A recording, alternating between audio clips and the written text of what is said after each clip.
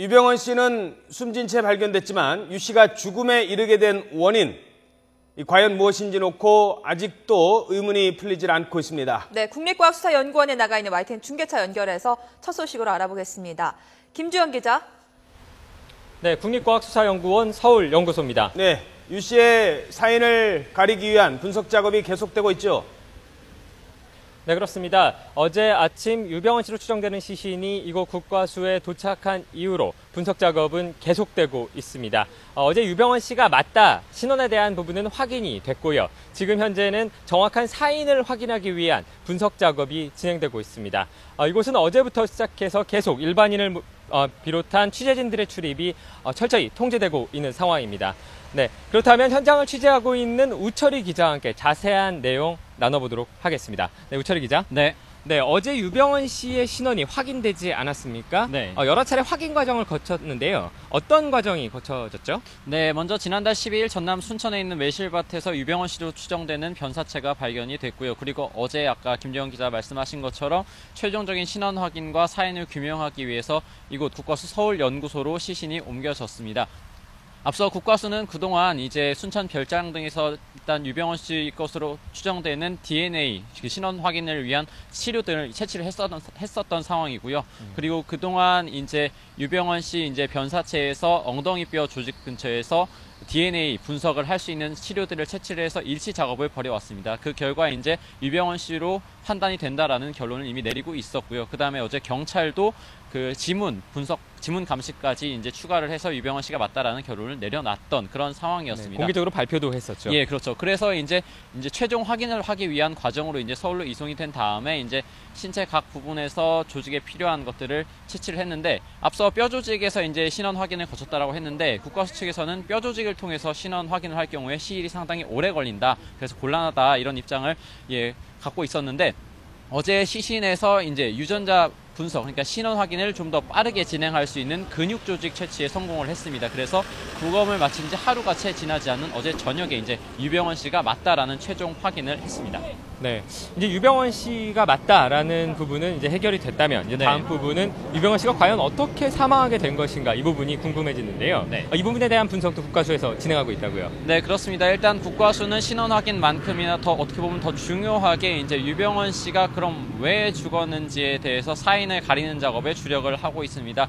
일단 사인을 규명하는 것에 총력을 다하겠다 이런 입장을 저희 취재진에게 밝히기도 했었는데요. 일단 그래서 어제 유병헌 씨 시신이 이곳 서울연구소로 옮겨진 다음에 이제 부검동에서 신체 각 부분에 대한 CT 촬영과 확인 그리고 뭐 약물 중독과 같은 각종 검사들을 진행했고요. 이제 채취한 시료 등을 이제 각 사망 원인을 가리기 위한 분석 작업에 계속 들어간 상황입니다. 지난 밤에도 진행을 하고 계속 하고 있는데요. 그 사인을 가리기 위해서 한 일주일 정도 걸릴 것으로 일단 국과수 측에서는 내다보고 있는 상황입니다. 하지만 이제 무엇보다 관건은 유병헌 씨가 그럼 자살인지 타살인지 아니면 자연사인지 어떻게 이제 죽음에 이르게 됐는지를 밝혀야 되는데요. 하지만 시신의 부패 정도가 워낙 심하다 보니까 어려움도 있는 상황입니다.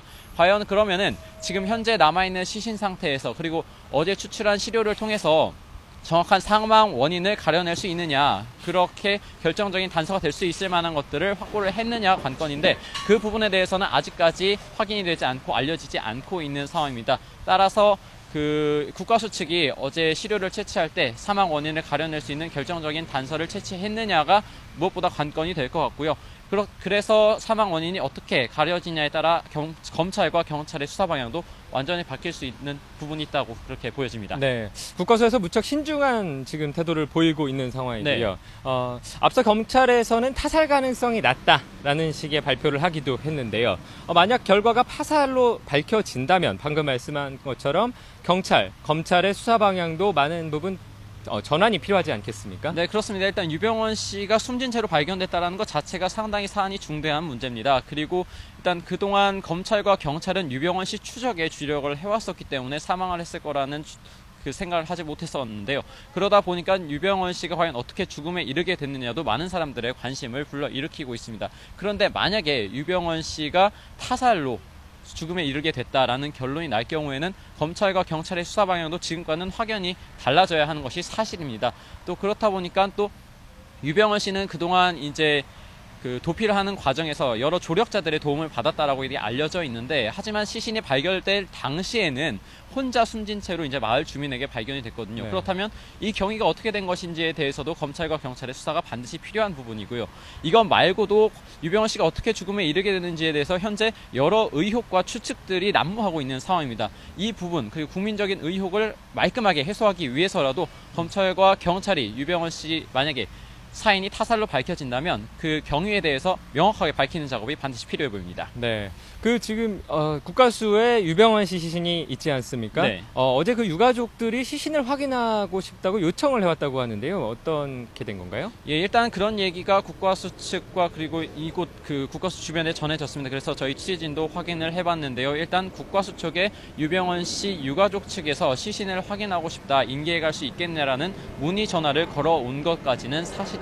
그렇지만 그 유가족들이 원한다고 해서 시신을 바로 인계해 갈 수 있는 것도 아니고, 그 일단 해당 사건을 맡고 있는 그 검찰이 일단 경찰과 동의를 해야 되고, 경찰 측에서도 검찰 지휘를 받아서 그리고 적절한 절차를 거쳐서 해야 되고, 또 어제는 유병헌 씨 유병헌 씨 신원이 확인이 안 되지 됐었죠? 않은 상태였기 때문에 현재로서는 어렵다라는 입장을 밝혔고, 따라서 방문은 이루어지지 않은 것으로 알려지고 있습니다. 네. 오늘까지도 일단 현재로서는 유가족들이 방문한다라는 얘기는 전해지지 않고 있는데요. 앞서도 말씀드린 것처럼 시신 인계 과정은 유족들이 원한다고 해서 바로 이루어지는 것들이 아니라 그 사건을 맡고 있는 전남 순천 쪽에 있는 해당 검찰과 경찰의 적절한 절차를 통해서 이루어져야 하는 상황입니다.